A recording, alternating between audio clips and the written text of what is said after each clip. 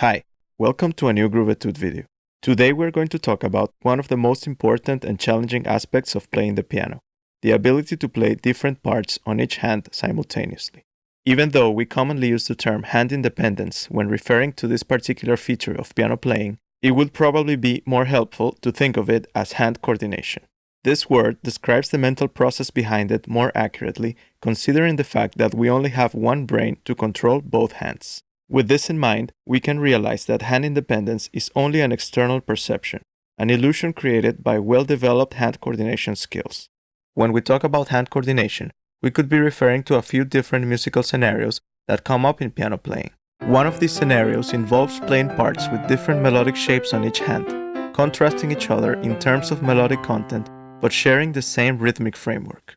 This scenario requires a kind of coordination that places our focus on elements like melodic patterns, articulations, and fingerings, but it doesn't necessarily create a striking hand independence effect.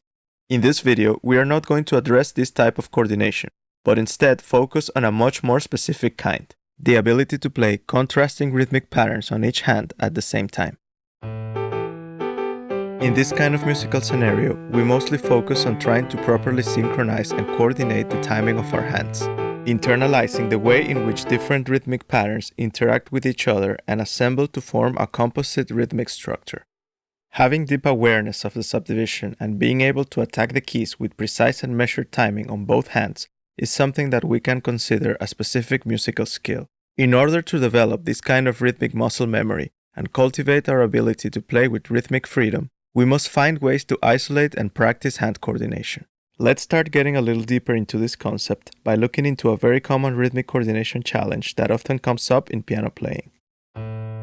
Taking a syncopated ostinato, bass line or accompanying pattern with the left hand while the right hand plays melodic lines or improvised parts can be a common source of frustration for many players. Because of all the rhythmic activity and syncopation built into the pattern, we already have to concentrate on the coordination happening between our left hand and the main pulse. This takes over too much of our brain power and makes us crash when we try to bring in the right hand.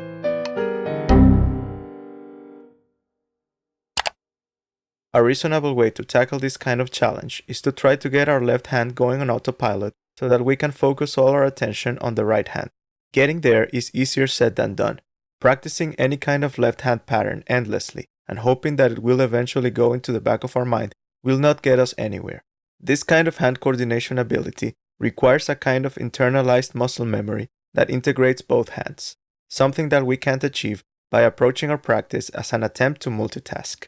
If we think about hand coordination in general rhythmic terms, we could describe it as an ability to play many pattern combinations within an underlying subdivision with fluency. Because hand coordination can encompass many existing patterns, subdivisions, meters, and endless possible combinations, it is impossible to try to find a complete and systematic way to categorize and practice all of these. Instead, a more realistic way to isolate and practice hand coordination simply involves working through many pattern combinations while sticking to real musical scenarios like the one involving repeated left-hand ostinatos. Let's go back to the left-hand pattern that we played before and use it to go through some useful practice methods. The first thing to do is to take a look at the length of the pattern and the type of subdivision we are working with. In this case, it is clear how the pattern is assembled within a 16 subdivision structure, fitting neatly into a 4/4 measure with 4 main beats subdivided in 4. Now that we have defined our main pulse and identified the type of subdivision we are in, we can understand the main temporal reference that our brain will use to coordinate all of our hand movements. This unit of time will work as a standard measurement that defines all the rhythmic patterns that we can use.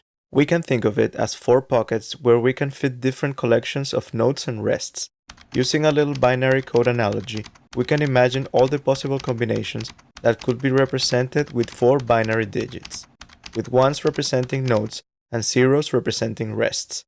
These 16 groups will become a collection of rhythmic cells that we can layer on top of our left-hand ostinato, playing them with the right hand as a way to systematically practice pattern combinations and develop the muscle memory required to attack any point of the subdivision with fluency.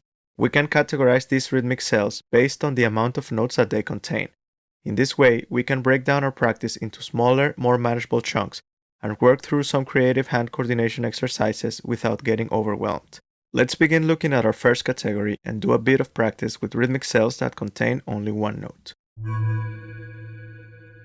Our first rhythmic scale is going to be one note placed on the first subdivision pocket, played on every beat of the measure. We could interpret this as a short 16th note or a full quarter note, but let's not worry too much about durations for now and focus on coordination and rhythmic precision. Let's play through all the rhythmic scales from this category 2 times each, keeping in mind that we should remain locked into the pulse at all times, displacing only our right hand but never our beat perception.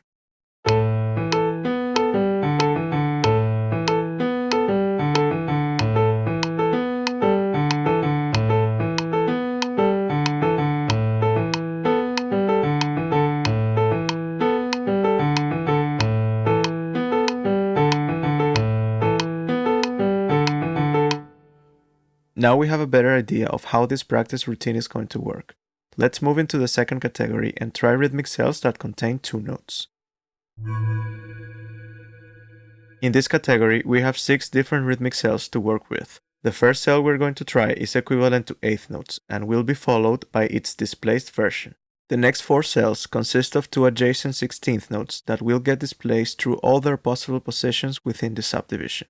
Let's give it a try and play through all 6 scales 2 times each.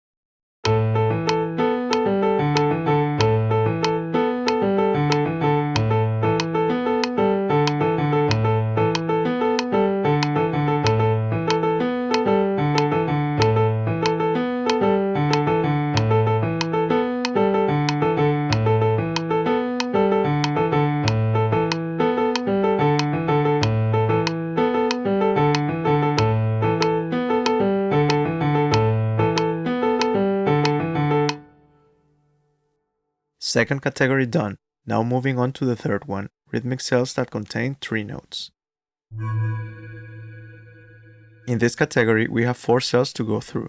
Keeping in mind that the goal of this exercise is to isolate and focus on coordination, we might want to avoid fast repeated notes that sometimes can be tricky to play. To fix this, we can try adding a very simple melodic shape to each one of the 3 note scales that we are going to go through. Let's play it 2 times each.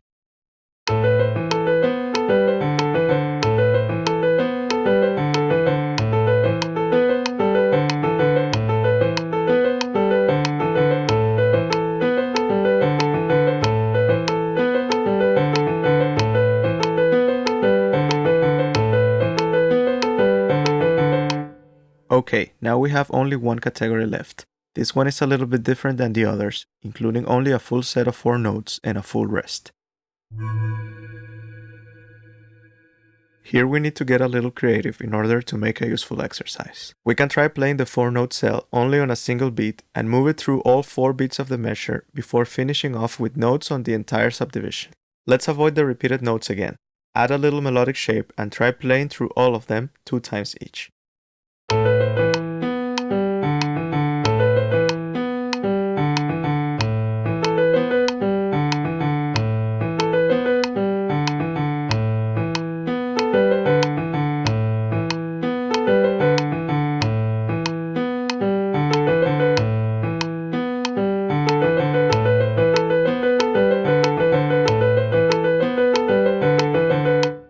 Now we have covered all 16 rhythmic scales, internalized the subdivision deeply, and taken a serious step towards improving our hand coordination and rhythmic skill. After going through all these patterns and combinations, we will notice an almost sudden improvement in our ability. Our left hand pattern will feel like it's playing in autopilot, and we will start to feel comfortable and fluent with our right hand. In order to continue moving forward with this kind of practice, we can combine some of these rhythmic scales in different ways and start adding melodic shapes like arpeggios, scales, or anything that matches our stylistic preferences. We can even take our rhythmic skills further and try working with polyrhythms and other forms of complex rhythmic patterns.